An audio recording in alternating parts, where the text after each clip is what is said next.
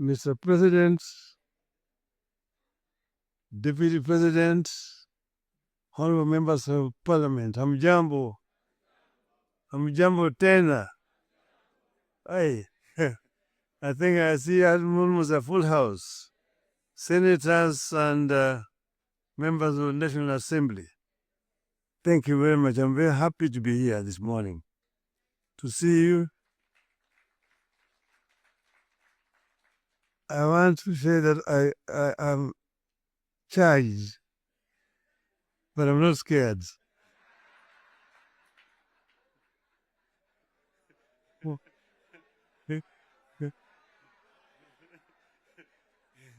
You know, I've been a member of parliament for this constituency for 20 years. And I used to meet with members of parliament. I was a prime minister. And every Wednesday was the prime minister's question time in parliament. I used to be harassed a lot by members of parliament. And that's why I'm not scared. But let me begin to say that none of us thought a day would come when protagonists just a year ago would get together to chart a joint way forward for this country. How did we find ourselves together, and why are we here today? 1. In life of a nation, there comes a time when danger knocks on the door. It happened in the US during the Civil War that threatened to dismember the USA as we know it today. There's a region today referred to as former Yugoslavia. Yugoslavia existed as a country between 1918 and 1992.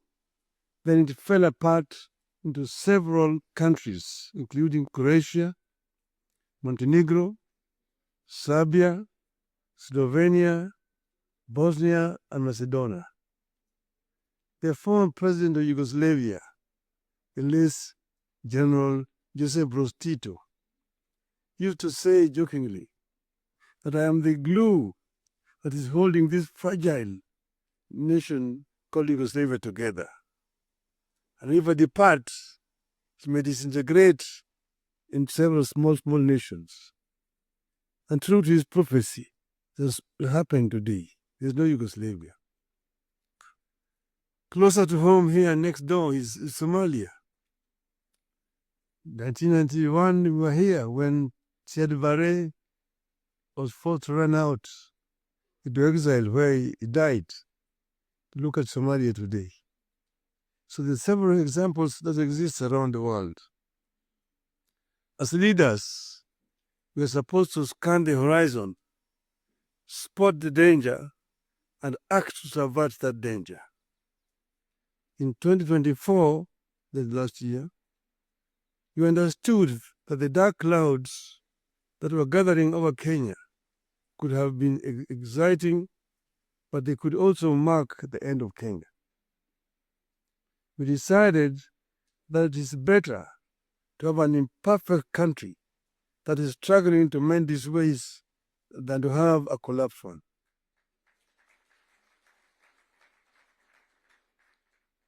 We came together to create an environment in which we can discuss our issues and differences as people of one nation. As you know, and as you know here, there are countries that cannot discuss their issues at home. In my life, I've attended many meetings in London, Paris, Istanbul, Washington, name it, where African leaders are ferried to foreign capitals from their own collapsing countries to discuss issues they cannot discuss at home. We go together to spare Kenyan that shame.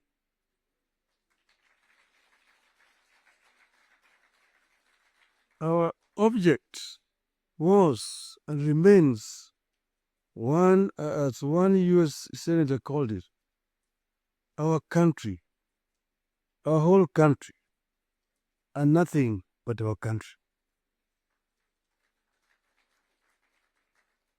Having stabilized the nation, how have we performed in the intervening periods? How do we do better? How do we move forward in a way that respects the people of Kenya and that shows that we are alive to the circumstances that triggered our coming together and that we are acting on them? That is our object today. And that is why we're here today. We met and we decided that we needed to have, for the first time, a joint parliamentary group meeting where we could now discuss with our members of parliament. It's over 2 months ago, I had an opportunity to discuss in this very same place here with the members of the executive. They came here and actually came with the blueprint of the performance, what they had done up to that time, and what they were intended to continue doing going forward. And I was very candid with them in my discussions with them.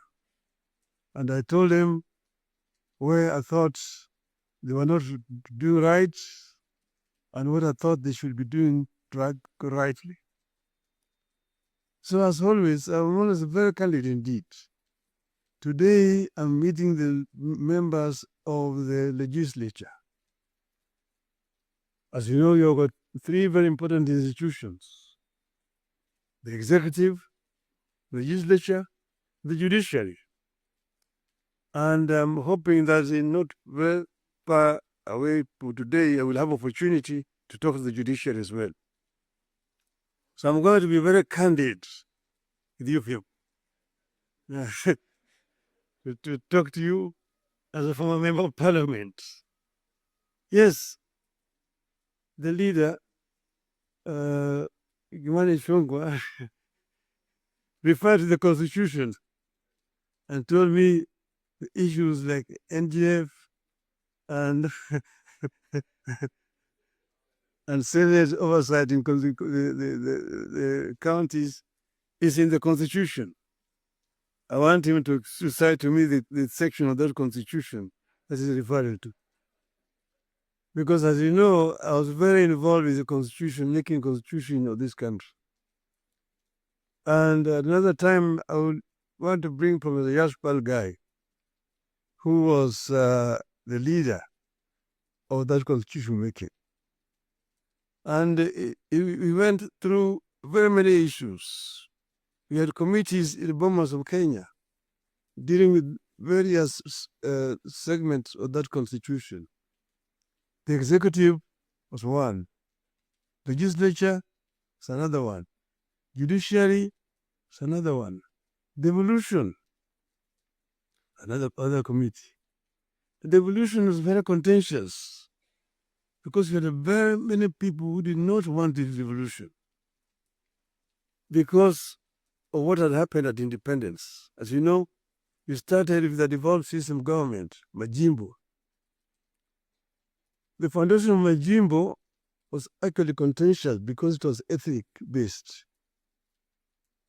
The colonialists and the settlers had actually instilled fear in the people that all the bigger communities, the bigger tribes at that time, the Luos and the Kikuyus, will lord it over the smaller tribes. And the smaller tribes need to safeguard themselves by creating regions and powers so that they can be able to be protected. That was the basis of Majimbo. And it was a very lengthy discussion at Sri Lanka's house. So Kanu accepted Majimbo in London, but with the understanding that they would change it after the independence. So after independence, Kanu actually started to frustrate Majimbo by not remitting funds to the regional governments. I want to refer you to the Hansard and the Bunge.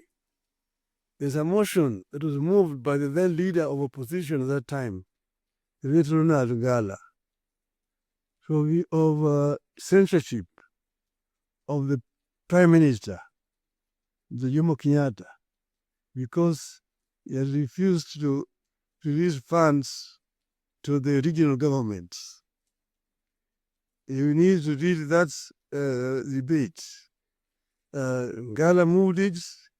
It was seconded by Masini Muliro, who was the deputy leader of the opposition.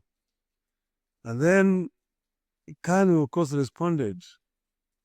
First Jaramogi, Oginga Odinga, and then Tom Mboya responded to that motion. The motion was defeated, but that debate actually is very historical. And I want to refer you to go and to read what he said. Eventually, Kadu, of course, had to fold up and dissolve, and then eventually Majimbo was also dissolved through a constitutional amendment. And then what happened was what? They created a Ministry of Local Government, which was given a lot of powers, Ministry of Local Government. So the Minister of Local Government became an executive minister, just like a Minister for Finance under that constitution at that time. Now they were county councils down there, as we kept 265. But then they could not do anything without authority in writing for the Minister of Local Government. So we had all these documents when we were there at Bomas. But then we said we wanted to give more autonomy to the counties so that service delivery could better improve. He came up with regions at Bomas of Kenya. But there are people who really opposed devolution. The chairman of devolution in Bomas was called Dr. Odhiambo Mbai. He addressed the audience at Bomas, and by the time he finished talking, everybody said that man should be the chairman of that committee, and became the chairman of the committee. And he conducted the matter so well and so effectively that he became a marked person. What did they do to him? In broad daylight, around 11 o'clock, on Ngong Road there, off Ngong Road, in his residence, they sent assassins. And in presence of his children, they shot him and killed him. The assassins of Mumbai were arrested. Eventually, they were released. So I just want you to know that the evolution has got very many people and very powerful people in this country today. Then, after that, because you know that ODM is a product of constitution making. And one of the founding members of ODM is sitting here with you. The other one is the former president, who is a member, and quite a number. We are going to have the 20 years of ODM in October, and all the founding members are going to be invited.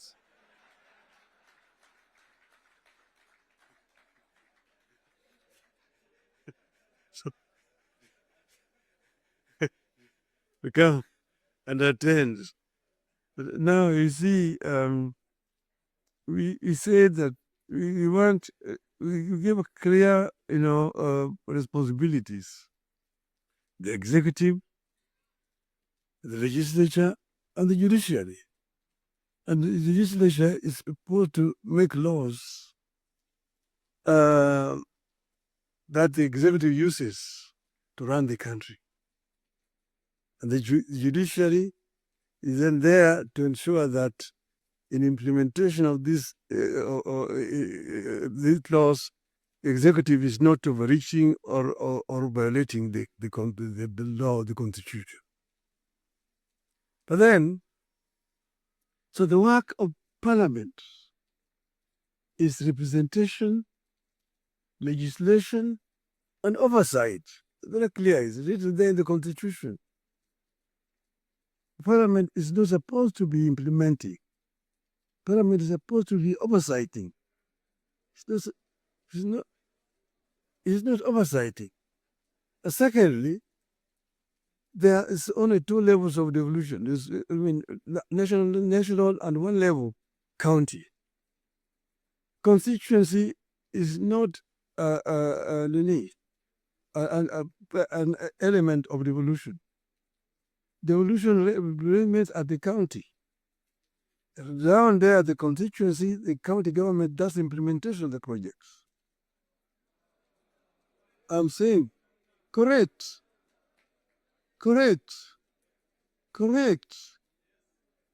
at the constituency, the county government. By the national government is supposed to do national projects, and we've gone down there. And there are functions which are clearly been assigned. Functions which have been clearly been assigned to the national government. I will tell you, to your legislatures, and a very famous English politician said that I may not agree with what you have to say, but I shall defend unto death your right to say it. So listen to me. Let me say it. And then you have a chance to come and respond. So I'm telling you, I know that sometimes this truth is very bitter. I was there, and we discussed with the Karue when he was moving around to bring the CDF. The CDF was brought because of circumstances that were prevailing at that time. In those days, with a centralized system of government, there were very little resources which are going down to the counties. And that's the reason why Harambee became the major ways of mobilizing resources. Sometimes you find nearly 100 cards in your desk for Harambees here and there. Whenever the president moved around, he would go around to counties, to the districts. And then we'll be addressing people. People will come up to tell them their problems. Mtukufu Rais, hapa kwetu barabara ni mbaya sana, haipitiki. Mvua ikinyesha kuna matope, barabara haipitiki. Mtukufu Rais, hapa kwetu shule yetu hapa juzi mvua ilinyesha na upepo kaja katoa paa, watoto sasa wanasoma chini ya mti hapa. Mtukufu Rais, hapa kwetu hakuna maji. Mtukufu Rais, hatuna stima na kadhalika. When it's time to respond, say, ni mnasema barabara ni mbaya, mnasema hospitali hakuna dawa, mnasema upepo imechukua paa ya nyumba. Mjumbe wenu anafanya nini? Yeye anapiga tu kelele kule bunge, anapiga tu kelele kwa bunge, hajali mambo ya maendeleo kwake. Kwa hiyo mimi nitatumia mtu kuja kufanya harambee, lakini leo mimi nitatoa pesa ya kujenga hiyo shule ambayo tujenga hiyo nyumba, nitatoa pesa na kadhalika. That was the end of it. So the MP was the one who was being blamed for the failure of the national government to do certain things in their constituency. And that's the reason why we came up with the idea of CDF. That was that time. Exactly, that was that time. But then the constituency is now falls under the devolved government, which is being led by the governors. So constituency is not a devolved unit. And members of parliament themselves should not be involved in development because they're supposed to be oversighting. They're supposed to be oversighting. If you yourself being involved in construction of roads, building of schools, your hospitals, who is going to oversight you? Who is oversighting you? So, Mr. President, I hold very clearly that these MPs do know that they should not have any business in trying to implement projects in their constituency. Implementation of projects should be left to the county governments. Secondly, the oversight, the national parliament oversight the national government, whether it is the National Assembly or the Senate. Oversighting of governors, the responsibility of MCAs, members of the county assembly, not the senators. It is not the responsibility of Senate to oversight. Senate wasting time of governors to come and answer questions about roads in the counties. And thirdly, the issue of extortion. The issues of extortion. The issues of extortion. The majority leader, you talked of, you didn't talk of extortion, you talked of lobbying. Lobbying is okay. In the US, you've got lobby firms which have formed to lobby the members of the Congress. They come to lobby, they're known, they're officially registered as lobbyists. They come to lobby the members of parliament. But lobbying is a different thing from extortion. From extortion. That you're a member, every committee has got a member who's in the how do you call him? Welfare. Welfare bunge is giving a very, very image of parliament, that members of parliament should not be soliciting funds from because you see, listen to me, the environment that we are creating here in this country is very, very hostile to investments. Foreign investors who come to the country bring their resources in the country to invest it here. And when they bring their resources, when they find there's too much bureaucracy and there's too much extortion, they run away. Private capital is risk shy. And when, for example, somebody has come with his resources to start a project, and then you find somebody beginning to make noise that, oh, this project has already been approved. This project has been approved. Or this project is being corruptly implemented. To run away. And delaying of the projects. And you find a situation where members of parliament inviting parastatals and so on, and even purporting to be cancelling projects that have been signed. That is the work of the executive, not the work of the legislature. So legislature should not be competing with the executive in terms of implementation of projects. Allow the executive to implement and just correct them when they go wrong. That is the country will develop. Create a healthy environment for implementation of projects in the country. Then this country will develop. I know I'm being too honest with you people. And I know that the facts, the truth sometimes is so painful, but I think it is important to say this to honorable members of parliament. Thank you very much.